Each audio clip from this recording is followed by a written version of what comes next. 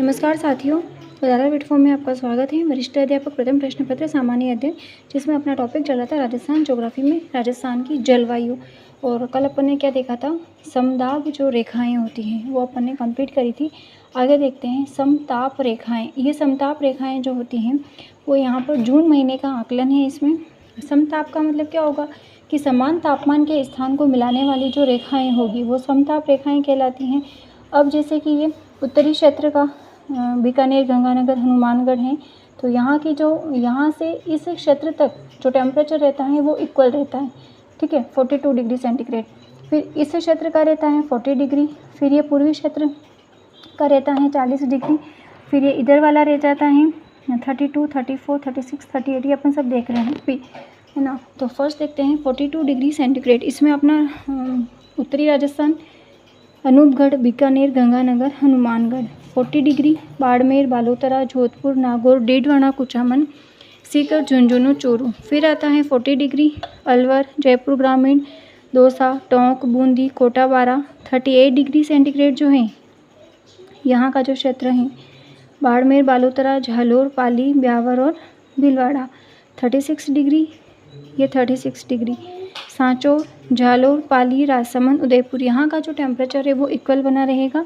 34 degree Sanchore, Sirohi, Udaipur, यानी कि यहाँ के टेम्परेचर तापमान का जो स्थान है उसको मिलाने वाली जो रेखाएं होती हैं वो कहलाती हैं समताप रेखाएं। 32 डिग्री माउंट आबू, ठीक है। तो अपन ने क्या देखा है, समताप और समदाब रेखाएं। अभी अपन ने समताप देखा था, कल अपन ने देखा था समदाब रेखाएं, जिसमें से 1000 मिलीबार वाली जो रेखा थी वो इम्पोर्टेंट थी। आगे देखते हैं आर्द्रता, ह्यूमिडिटी क्या होती है। तो जो नमी वायुमंडल में स्थित अदृश्य जो जल वाष्प, वाटर वेपर के जो पार्टिकल्स होते हैं वो कहलाती हैं आर्द्रता। अब आर्द्रता मापने का यंत्र क्या होता है, हाइग्रोमीटर। अब अपन को देखना है सर्वाधिक ह्यूमिडिटी वाला डिस्ट्रिक्ट कौन सा है, न्यूनतम ह्यूमिडिटी वाला डिस्ट्रिक्ट कौन सा है। तो सर्वाधिक आर्द्रता वाला जो जिला होता है वो है झालावाड़। वही सर्वाधिक आर्द्रता वाला महीना कौन सा होता है, अगस्त, जो अभी चल रहा है। समय सर्वाधिक आर्द्रता वाला सुबह के 5 बजे हैं, सर्वाधिक आर्द्रता रहती है।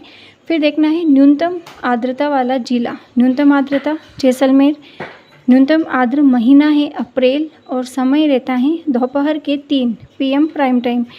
एक नोट देखते हैं अपन स्पेशल कि शीतकाल में इंदिरा गांधी नहर परियोजना के कारण सर्वाधिक आर्द्र जिला कौन सा है, गंगानगर।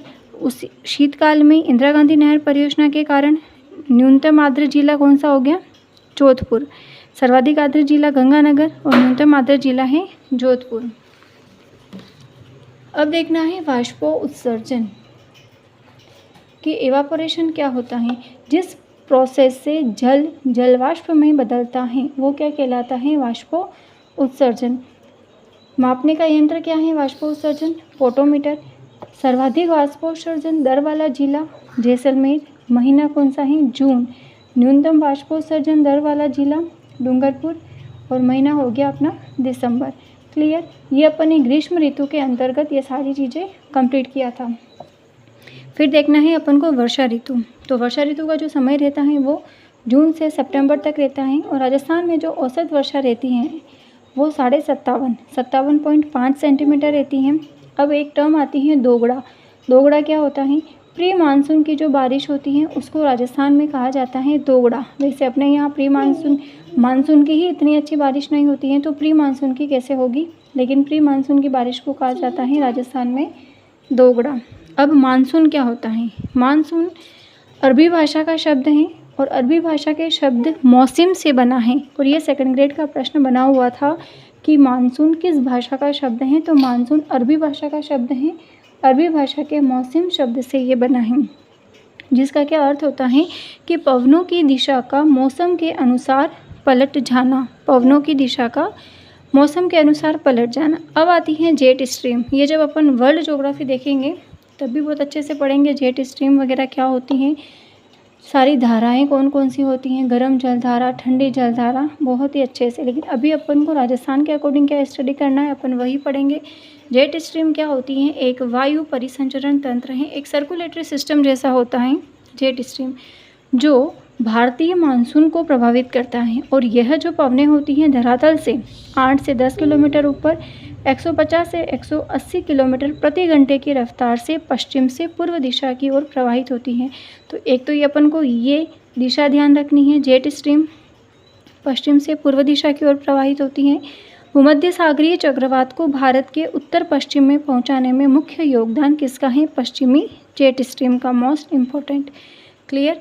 एक टर्म आती है अल नीनो व ला नीनो, अल नीनो व ला नीनो। तो अल नीनो जो शब्द है वो एक स्पेनिश भाषा का है। तो अपना प्रश्न यहाँ से भी बना था कि किस भाषा से लिया गया है। तो अल नीनो जो वर्ड है स्पेनिश भाषा का है जिसका अर्थ होता है बालक, जबकि ला नीनो उसका अर्थ होता है बालिका, छोटी बच्ची। ठीक है। अल नीनो एक जलधारा होती है दक्षिणी प्रशांत महासागर में 3 से 4 वर्ष के अंतराल में उत्पन्न होने वाली एक गर्म जलधारा होती है अल नीनो। इस जलधारा के प्रभाव से पेरू में अच्छी बारिश होती है। पेरू कहाँ है? दक्षिणी अमेरिका। भारत में सूखे की स्थिति पैदा हो जाती है और ऑस्ट्रेलिया के जंगलों में आग लग जाती है जिसे कहते हैं बुश फायर।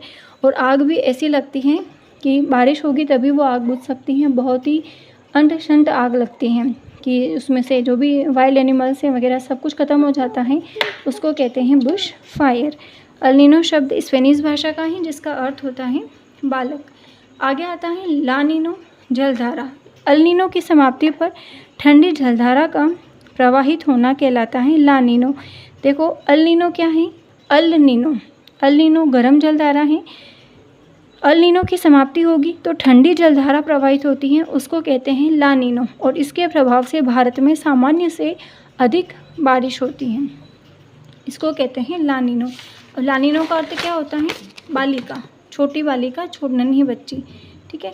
एक स्पेशल नोट देखते हैं अपन कि भारत में जो बारिश होती है वो कहाँ से होती है? दक्षिण पश्चिम मानसून से होती हैं।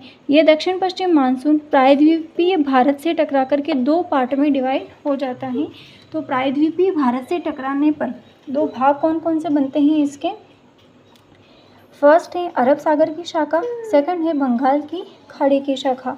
तो अरब सागर की जो शाखा है उसमें वापस 3 शाखा डिवाइड है, प्रथम शाखा, दूसरी शाखा और तीसरी शाखा। तो प्रथम शाखा में मालाबार तट पर बारिश करती हैं, दूसरी शाखा नर्मदा घाटी से प्रवेश करके एमपी महाराष्ट्र में सर्वाधिक बारिश करेगी, तीसरी शाखा आती है सौराष्ट्र गुजरात से प्रवेश करके अरावली के समांतर आगे बढ़ जाती हैं। फिर मानसून सबसे ज़्यादा माउंट आबू में ठहरता है, तीसरी शाखा से जो मानसून आता है। फिर आता है बंगाल की खाड़ी की शाखा, सुंदरवन का डेल्टा से भारत में प्रवेश करता है। अब ये दक्षिण पश्चिम मानसून है। दक्षिण पश्चिम मानसून जब प्रायद्वीपीय भारत से टकराता है और ये दक्षिण पश्चिम मानसून फर्स्ट बार कहाँ से प्रवेश करता है? तो अंडमान निकोबार 24-25 मई को ये प्रश्न बना था कि दक्षिण पश्चिम मानसून सबसे पहले कहाँ पर प्रवेश करता है? तो अंडमान निकोबार। फिर इस तरीके से आगे बढ़ता है। ये वाली स्टडी अपन कल करेंगे, अभी यहीं तक रखते हैं कि 2 भागों में डिवाइड होता है, अरब सागर की शाखा और बंगाल की शाखा। और सर्वाधिक जो बारिश होती है वो मोनसीनराम होती है और उसके बाद में होती है चेरापूंजी। मेघालय में 3 पहाड़ियाँ, खासो, जयंती वाली। तो मिलते हैं कल की क्लास में। इसके आगे की क्लास अपन कल देखेंगे कि किस प्रकार से दक्षिण पश्चिम मानसून जो है वो प्रवेश करता है। Thank you.